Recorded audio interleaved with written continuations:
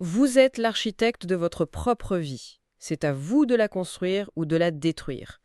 Par le pouvoir de la pensée, que vous construisez, construisez-vous correctement? C'est une question assez directe de Henry Thomas Hamblin, tirée de son livre The Power of Thought, et c'est ça qui va nous guider aujourd'hui. On va explorer un peu ces idées, qui datent du début du XXe siècle, sur ce pouvoir incroyable que nos pensées pourraient avoir sur nos vies, quoi.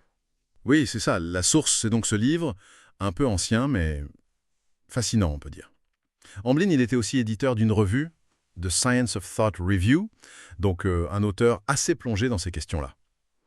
Et donc notre objectif aujourd'hui, c'est d'aller voir comment, selon lui, nos pensées pourraient façonner notre réalité, notre succès même, notre santé. Exactement. L'idée, c'est vraiment de décortiquer ces concepts fondamentaux. Comprendre comment il voyait cette relation entre l'esprit conscient et le subconscient, et puis voir un peu les implications pratiques de sa philosophie. Mais attention, on est bien d'accord, notre but ici, c'est d'analyser, de comprendre ces arguments. Pas forcément de dire oui, c'est vrai ou non, c'est faux. C'est une exploration. Parfait, c'est très clair. Alors, on commence par le commencement. L'idée de base, la pensée comme cause de tout. C'est ça. Pour Amblin, c'est simple. La pensée est la plus grande puissance dont dispose l'être humain. Point. Carrément. Il dit que l'état du monde, des nations et même de nous individuellement, tout ça serait le résultat direct de nos pensées, collectives et personnelles. Oui, c'est le pilier central. Ce que vous pensez, c'est ce que vous devenez. Ça détermine vos circonstances, vos amis, votre bonheur, ou votre malheur, votre caractère même. C'est assez radical comme affirmation. Hmm. Comment il explique ça, Locard? Il fait une distinction, je crois, entre différents types d'esprits. Tout à fait. C'est crucial pour le suivre. Il distingue l'esprit conscient, celui qu'on utilise pour raisonner, apprendre, analyser, quoi, et l'esprit subconscient. Et là, le subconscient, pour lui, c'est bien plus vaste. C'est le siège de la mémoire profonde, de l'instinct. Il parle même d'une intelligence extraordinaire qui gère notre corps, nos habitudes. D'accord. Et le lien entre les deux? Le point clé, c'est que les pensées de notre esprit conscient, celles sur lesquelles on se concentre, finissent par passer dans le subconscient. Elles l'imprègnent en quelque sorte. Et ce subconscient, il obéit, sans discuter. C'est exactement ça. Amblin le voit comme un serviteur, très fidèle, mais complètement aveugle. Il agit uniquement par suggestion. Il met en œuvre les pensées dominantes qu'on lui envoie, sans juger si elles sont bonnes ou mauvaises pour nous. Ah oui, d'accord. Donc si on pense constamment à l'échec, à la maladie... Le subconscient travaille à manifester ça. C'est là le danger. Mais inversement, si on cultive des pensées de force, de succès, de bonne santé, il va œuvrer dans ce sens-là. C'est un potentiel énorme. Il insiste pas mal sur le fait qu'on ne peut pas tricher avec ça, non? L'idée qu'on ne peut pas penser en secret des choses négatives sans conséquence. Oui, c'est ça. Il parle même de l'impossibilité d'avoir une double vie mentale. Ce qui est caché profondément dans nos pensées finit toujours, selon lui, par se manifester d'une manière ou d'une autre dans nos actions, nos réactions, nos circonstances. C'est une loi immutable pour lui. Un peu comme une loi de cause à effet mentale? Tout à fait. Il utilise une analogie. On est comme un aiguilleur qui dirige une locomotive avec nos pensées. Soit on dirige le train vers la construction, le succès, soit vers la destruction, l'échec. C'est un écho très clair du « on récolte ce que l'on sème », mais appliqué spécifiquement à la pensée comme semence. D'accord. Mais alors si c'est si puissant, pourquoi autant de gens semblent subir leur vie plutôt que la diriger?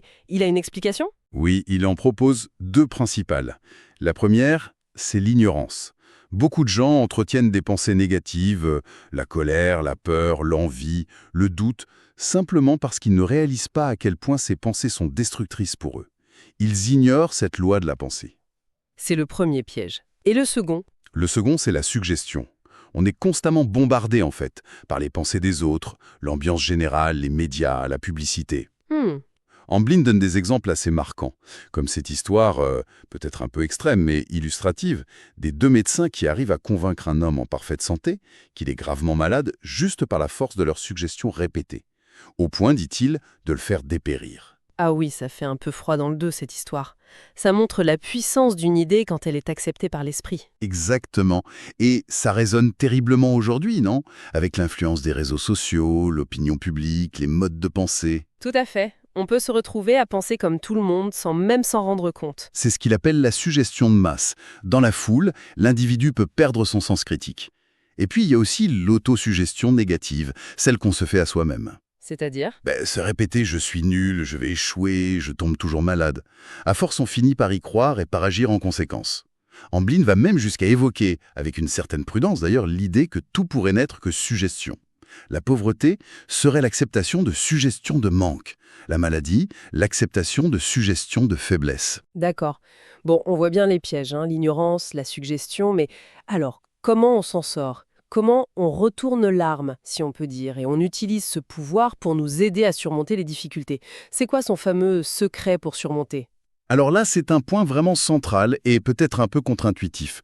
Pour Amblin, la clé, c'est d'affronter les difficultés d'abord dans notre esprit, en pensée. Ah bon? Pas juste essayer de penser positif et d'ignorer le problème. Justement, non. C'est là, dit-il, que beaucoup échouent avec la pensée positive. Ils essaient de fuir mentalement le problème. Lui, il dit, il faut regarder la difficulté bien en face dans son esprit, avec courage, et la vaincre mentalement. Refuser de se laisser dominer par la pensée du problème. Vaincre en pensée. C'est un peu abstrait, non? Comment on fait ça concrètement? Il propose principalement 2 outils. D'abord, ce qu'il appelle les affirmations. C'est choisir consciemment une pensée de force, de solution, de capacité, et l'opposer mentalement, activement, à la pensée négative ou à la peur qui surgit. Ça peut être une affirmation simple, psychologique, du type « je suis capable de gérer ça » ou quelque chose de plus spirituel comme « je suis guidé et soutenu ». D'accord, les affirmations. Et le deuxième outil? Le deuxième, et il y insiste beaucoup, c'est l'imagerie mentale, la visualisation. C'est créer délibérément dans son esprit des images mentales aussi claires et vivantes que possible de la situation telle qu'on voudrait qu'elle soit. Le succès atteint, le problème résolu, la santé retrouvée. Et ça marcherait? Juste imaginer? L'idée, c'est que cette pratique répétée construit la conviction intérieure. Ça modifie notre état d'esprit profond, notre vibration, pourrait-on dire, et ça nous rend ensuite capables d'agir différemment, de saisir les opportunités, de trouver les solutions dans le monde réel. Ça change la personne de l'intérieur. Donc c'est un travail actif de remodelage mental en quelque sorte, pas juste espérer que ça aille mieux. Il parle aussi beaucoup de la peur, je crois. C'est un gros morceau, la peur. Ah oui, la peur est vue comme un véritable poison mental, un obstacle majeur. Il raconte même des histoires, peut-être un peu idéalisées, de gens qui auraient été protégés du danger physique simplement par leur absence totale de peur, leur confiance absolue en une protection supérieure. Hmm. Mais l'idée générale, c'est que la peur nous rend vulnérables. Elle ouvre la porte au problème. Et pour la surmonter, il suggère une approche presque douce. Comment ça? Il dit qu'il faut traiter nos peurs un peu comme on rassurerait un enfant qui a peur dans le noir. Ne pas se blâmer d'avoir peur, mais lui parler calmement, affirmer avec fermeté une vérité contraire. Se dire à soi-même « il n'y a rien d'ici qui puisse réellement me nuire » en essayant de se connecter à une idée de force intérieure ou de soutien universel, divin selon ses croyances. C'est une affirmation de vérité profonde, pas de la vantardise. C'est une approche intéressante, moins dans la lutte que dans l'affirmation d'une autre réalité.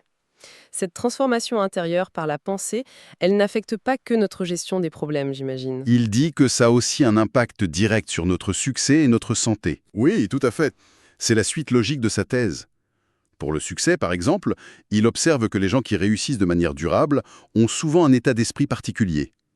Ils pensent en termes d'abondance, d'opportunité, de réussite. Ils voient le verre à moitié plein, si on veut. Mais attention, il ne parle pas que de succès matériel, d'argent. Non, et c'est important, il redéfinit le succès. Pour lui, le vrai succès, ce n'est pas forcément l'argent ou la gloire, mais plutôt le bonheur, la satisfaction qu'on trouve dans le service, dans le fait d'être utile aux autres, de contribuer au monde de manière coopérative. Ah, donc penser comment puis-je aider serait plus puissant que qu'est-ce que je peux obtenir. C'est exactement son idée. Cette attitude de service, combinée à une pensée constructive tournée vers le succès au sens large, attirerait naturellement les bonnes opportunités, les bonnes personnes. Ça crée un magnétisme, dit-il. Le service comme clé du succès, c'est une perspective qui change un peu les choses. Et pour la santé, alors? Il semble aller assez loin aussi. Oui, il affirme que notre état mental et émotionnel a un impact sur la santé peut-être plus important que l'hérédité ou même l'alimentation. Il identifie 3 grands voleurs de santé émotionnelle. Lesquels? Premièrement, ce qu'il appelle la sensualité, mais dans le sens de pensées impures, obsessives, même si elles ne sont pas mises en acte. Deuxièmement, le ressentiment, la haine, la rancune, les préjugés qu'on entretient. Et troisièmement, l'anxiété chronique, le souci, la peur, la tension constante. Selon lui, ces états mentaux génèrent une énergie négative ou épuisent nos forces vitales, perturbent l'équilibre du corps. D'accord. Et là aussi, il propose des antidotes mentaux spécifiques. Tout à fait. Contre le ressentiment, par exemple, il préconise de cultiver activement la bienveillance, le pardon, la miséricorde, même envers ceux qui nous ont fait du mal. Non pas par faiblesse, mais parce que ça nous remettrait en harmonie avec ce qu'il appelle la loi fondamentale de la vie, qui serait amour et coopération. Et contre l'anxiété? Contre l'anxiété, c'est la pratique de la pensée juste dont on a parlé. Affronter les causes de l'anxiété en pensée, avec calme et confiance, visualiser des issues positives. Et pour les pensées impures, il suggère d'élever consciemment son esprit vers des idéaux plus grands, de transmuter cette énergie vers des buts constructifs. L'idée générale, c'est qu'un état d'esprit harmonieux, aimant, confiant est la meilleure médecine préventive. On sent qu'il y a une philosophie plus large qui se dessine derrière tout ça. Ce n'est pas juste une technique pour obtenir ce qu'on veut de manière égoïste. Il y a une idée d'alignement, D'harmonie, exactement. Humblen insiste beaucoup là-dessus vers la fin de son livre. On n'est pas là pour exiger de la vie, en utilisant la pensée comme un outil de pouvoir personnel pour forcer les choses. On est plutôt là pour obéir, dit-il, aux lois fondamentales de l'univers. Et ces lois seraient basées sur quoi? Sur l'amour, la coopération, le service mutuel. Le vrai bonheur, la vraie harmonie, ne viendrait pas en imposant notre volonté égoïste, même si ça peut amener à succès matériel temporaire. Il viendrait en cherchant à s'accorder avec cet ordre supérieur, en pensant et en agissant avant tout en termes de bienveillance, d'utilité pour les autres. Ce qui veut dire que les techniques de manipulation mentale, utiliser la suggestion pour forcer quelqu'un à acheter quelque chose par exemple. C'est ce qu'il appelle la malpractice mentale. C'est non seulement contraire à l'éthique, mais pour lui c'est totalement contre-productif à long terme. Ça va à l'encontre de cette loi de coopération fondamentale et ça finit par créer du désordre, de la souffrance, y compris pour celui qui manipule. Donc le but ultime, c'est l'harmonie intérieure et la contribution positive. C'est ça. Et cet état d'esprit, cette atmosphère intérieure de bienveillance, de désir sincère d'aider, deviendrait alors naturellement attractive. Elle attirerait les bonnes personnes, les bonnes circonstances, les opportunités de servir et, potentiellement, la prospérité qui va avec. Tout ça, ça demande quand même une sacrée discipline mentale, non? J'imagine que ça ne se fait pas du jour au lendemain. Comment on commence concrètement? Ah, il est très clair là-dessus. C'est une croissance, c'est progressif, pas une révolution instantanée. Il dit qu'il faut commencer petit. C'est-à-dire? Le tout premier pas, et il dit que c'est déjà un accomplissement majeur, c'est simplement de réussir, une fois, à choisir délibérément une pensée qui va à l'encontre d'une impulsion négative habituelle. Par exemple? Par exemple, sentir l'irritation monter contre quelqu'un et choisir consciemment, ne serait-ce qu'un instant, de lui envoyer une pensée de bienveillance à la place. Ou sentir la peur monter et choisir d'affirmer une pensée de confiance. Chaque petite victoire comme ça renforce ce qu'il appelle notre moi supérieur ou notre nature céleste.